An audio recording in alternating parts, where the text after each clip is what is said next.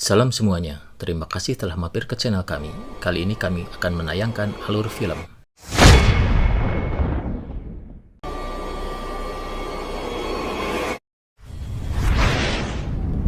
Film dibuka dengan adegan kejar-kejaran antara seorang kurator di Museum Louvre, Prancis, bernama Jacques Sangier, dan seorang berpakaian rahib bernama Silas.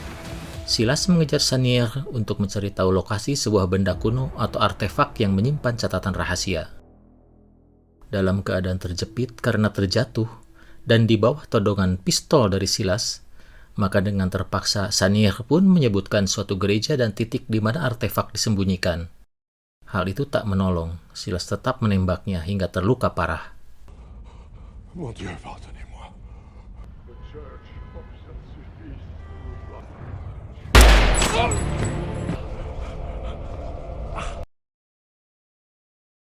Silas kemudian menuju gereja yang disebut oleh Sangier, namun ia tidak menemukan benda yang dicarinya.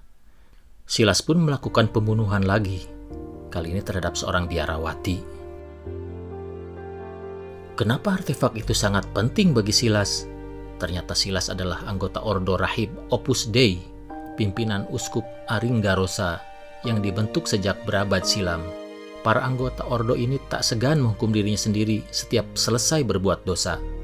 Kenapa Silas begitu kejam dengan bunuh-membunuh pada ia anggota Ordo keagamaan? Itu ternyata karena semasa kecil Silas tumbuh pada keluarga broken home. Ia sering disiksa oleh ayahnya, hingga Silas kalap dan menusuknya dengan pisau. Silas tentu saja kemudian dimasukkan dalam hotel Prodeo. Ketika di bui inilah Silas diselamatkan oleh Uskup Aringarosa. Opus Dei ini bertujuan untuk memusnahkan artefak-artefak yang diyakini bakal menggoyahkan sendi-sendi keimanan agama mereka. Menurut buah tutur lintas generasi, dalam artefak terdapat catatan bahwa Yesus atau Isa ternyata memiliki keturunan, hasil pernikahannya dengan Maria Magdalena. Jika sampai viral, hal ini tentu akan menghebohkan. Many call Opus Dei a brainwashing cult. Bad idea. Obviously, some people fear what they don't understand. Which rules to follow? We follow doctrine rigorously. Sekarang kita berjumpa dengan sang pemilik lakon. Ia adalah Profesor Robert Langdon, seorang ahli sejarah dari Harvard University, yang mengkhususkan diri untuk meneliti berbagai simbol beserta maknanya yang digunakan oleh orang di masa lalu. Istilah kerennya sih simbologi dan ikonografi. Karena keahliannya itulah, Profesor Langdon seringkali diundang ke berbagai seminar di seluruh dunia. Seperti hari itu, sang profesor berceramah di kota Paris. The symbols are a language. They are robes worn by priests. His trident, a symbol of power. This will be our quest. Seusai memberikan ceramah, Profesor Langdon didatangi oleh seorang polisi Prancis untuk dimintai ekspertise-nya, yaitu membentuk tim penyelidik kepolisian yang dipimpin Inspektur Fache, mengungkap suatu pembunuhan misterius di Museum Louvre yang terjadi beberapa hari sebelum itu. Profesor Langdon tentu tak keberatan memenuhi permintaan itu, maka tanpa menunggu lagi, ia segera menemui Inspektur Fache untuk kemudian bersama-sama menuju TKP. I'm Captain Bézu Fache. I'm not sure how much help I'm going to be here this evening. Sonia requested tonight's meeting. Email. Di TKP, Profesor dihadapkan pada berbagai teka-teki. Pertama, mayat Sangier yang dalam keadaan telanjang membentuk posisi manusia Vitruvian, seperti dalam lukisan Leonardo da Vinci. Kedua, deret Fibonacci. Ketiga, coret-coretan simbolis pada tubuh sang mayat. Pada kesempatan itu, Inspektur Fache bertanya begini, "Prof, jika engkau dalam posisi Sangier, apa yang akan engkau lakukan?" Profesor Langdon menjawab tanpa ragu, "Aku akan memberi petunjuk siapa pembunuhku." Inspektur berkata lagi, "Tepat sekali, Prof." Sepeminuman wedang ronde kemudian, muncul Sophie Neuve, seorang ahli pengurai sandi yang diperbantukan pada kepolisian. Sophie meminta Profesor Langdon untuk menelpon sebuah nomor yang disebutkan sebagai nomor hotline Kedutaan Amerika di Perancis. Saat Langdon menelepon nomor yang diberikan, ternyata terdengar rekaman suara Sophie yang memberikan 3 instruksi. Pertama, Profesor dalam bahaya. Kedua, jangan percaya sama Inspektur Fache. Dan ketiga, temui Sophie secara pribadi. You're in grave danger. And above all, reveal nothing to Captain Fash. Maka Profesor Langdon pun berpura-pura menanyakan letak toilet kepada Inspektur Fash. Setelah aman berdua, Sophie meminta Profesor Langdon untuk memeriksa setelan jas yang dipakainya. Ternyata ditemukan sebuah alat pelacak. Robert Langdon kesal, kok bisa dia dipasangin alat pelacak? Sophie bilang bahwa Inspektur Fash mencurigai Langdon. Sebelum Langdon tiba di TKP, Fash menghapus tulisan yang dibuat Sanier sebelum ajal, yaitu tulisan cari PS dan hubungi Robert Langdon. Sophie berkata bahwa PS adalah singkatan dari Princess Sophie dan itu adalah dirinya. Ternyata Sanier adalah kakek dari Sophie. Dengan satu trik cerdik, Sophie bisa membuat para polisi belingsatan mengejar sebuah truk. Mereka mengira Langdon kabur pakai truk. Padahal setelah terkejar, para polisi hanya menemukan sebuah sabun mandi yang dipasangi alat pelacak. Je ne crois pas, il a sauté. C'est pas possible, il doit être en voiture.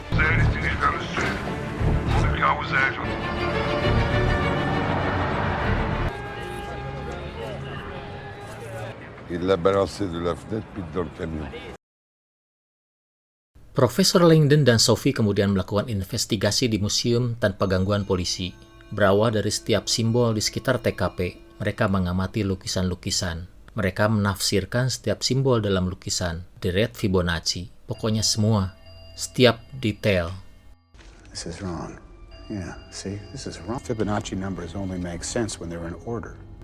You assume these letters are out of order too. Than it is on the right. Why? Well, see, So dark, the con of man. demons, omens, codes. Madonna of the rocks. Hingga akhirnya mereka menemukan sebuah kunci berbentuk fleur de lis, sebuah simbol kuno yang kini dipakai oleh gerakan pramuka. Profesor Langdon dan Sophie lalu meninggalkan museum untuk berdiskusi memecahkan masalah di tempat lain sebelum para polisi kembali.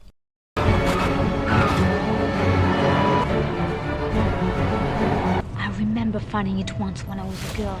Dark, the con of man. No. Have you? Anything ritualistic in nature? Dalam diskusi maraton mereka menemukan fakta bahwa di balik kunci fleur de lis tertulis suatu alamat di Paris. Keduanya pun bergegas ke alamat dimaksud. Alamat yang dituju ternyata adalah jasa safe deposit box swasta, penitipan benda berharga. Dengan dipandu oleh petugas di sana, mereka akhirnya bisa membuka brankas penyimpanan menggunakan kunci fleur de lis dan sandi bilangan Fibonacci. Yang tersimpan dalam brankas ternyata adalah sebuah kotak kayu bergambar mawar, lambang piala suci, dan di dalam kotak terdapat sebuah cryptex atau kapsul penyimpan berpengaman yang harus dibuka dengan sandi. Tiba-tiba, Profesor Langdon dan Sophie harus pergi lagi karena menurut manajer safe deposit, polisi telah mengepung. Mereka pun turut ke dalam sebuah truk trailer untuk pergi entah kemana. Yours is one of our oldest and highest level accounts. If you would step inside, please. Time running.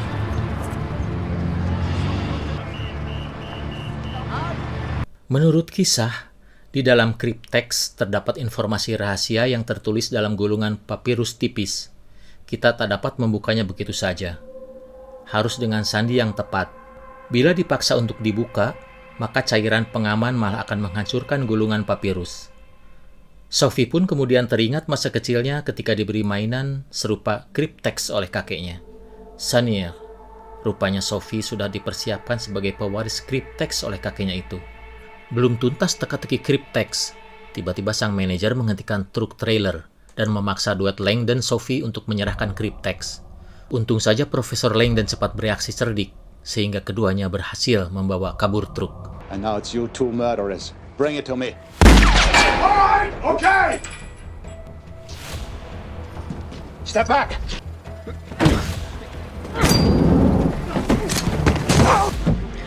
I'll drive! Hurry!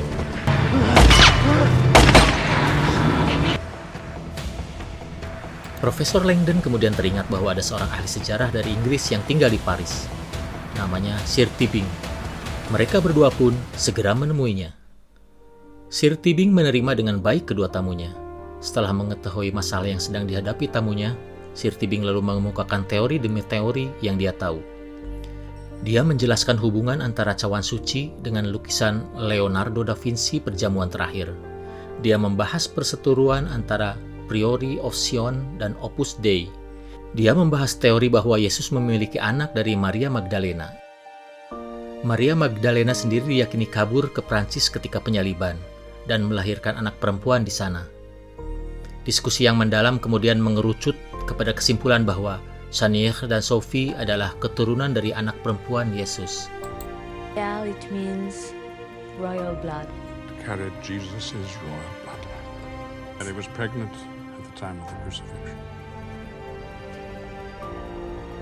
To a daughter, Sarah.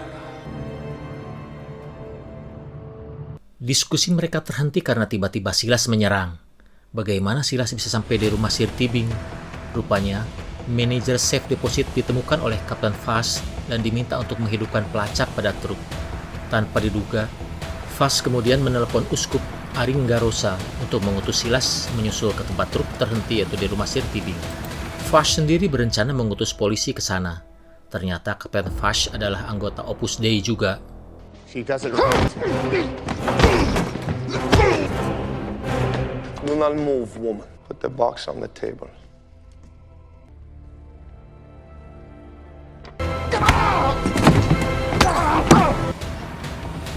Block the joint. Ash is on his way. This man who's chasing us, he wears the cross in the... Karena Sir Tibing adalah orang kaya, ia mengajak tamunya beserta Silas untuk segera pergi menggunakan pesawat jet pribadi.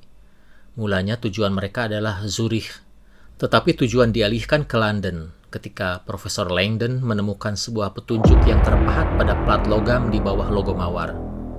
Petunjuk ini mengarahkan mereka pada sebuah gereja di London, ke tempat seorang satria penjaga keturunan Yesus dimakamkan. Walau sempat ada drama dikepung oleh polisi segera setelah mendarat di London, mereka bisa lolos berkat akal bulus yang membuat para polisi kembali dengan tangan hampa.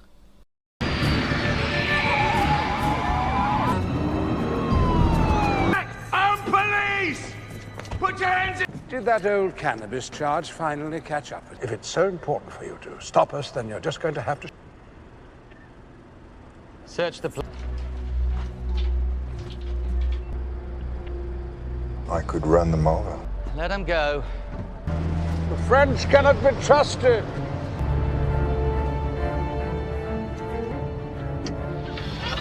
Everyone comfy? They didn't notice anything?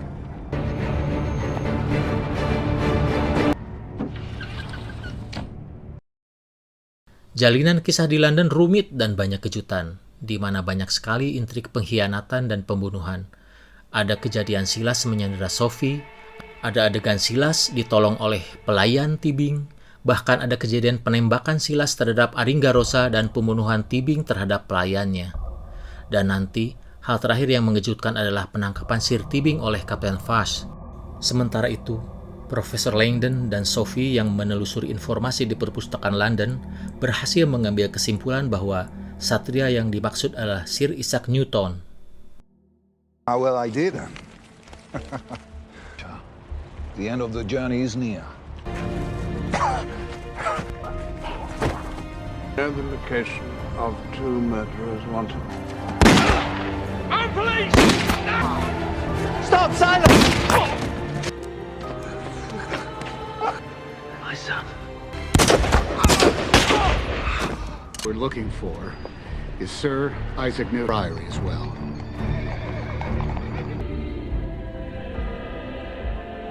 Here. It's not possible to tell if a particular orb is missing.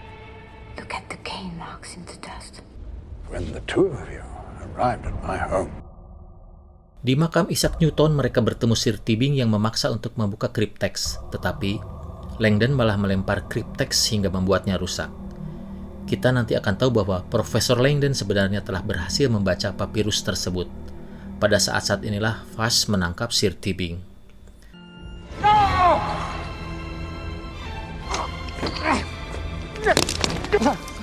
Now the map, it's ruined. The worthy find the Grail, Lee. Man. You're under arrest! You do not have to say it. You later rely on it in evidence. Work that incurred the wrath of the church. The Holy Grail neath ancient Ros-laden chalice guarding o'er her gates beneath the starry skies. I think the Grail has gone home. Petunjuk papirus mengarahkan duet Lang dan Sophie ke sebuah istana di Skotlandia. Di sana mereka menemukan sebuah ruangan bawah tanah yang diyakini menyimpan peti batu Maria Magdalena. Tetapi kubur batu sudah tak lagi berada di situ. Keluar dari ruang bawah tanah, Sophie disambut oleh para anggota Priory of Sion, termasuk nenek kandung Sophie. Setelah itu, Profesor Langdon dan Sophie berpisah. History shows us Jesus was an extraordinary man.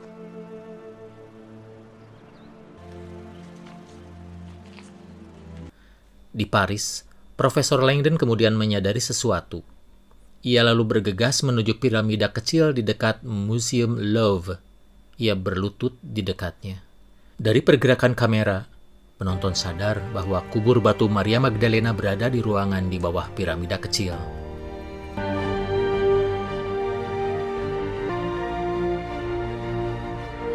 At last, beneath starry skies.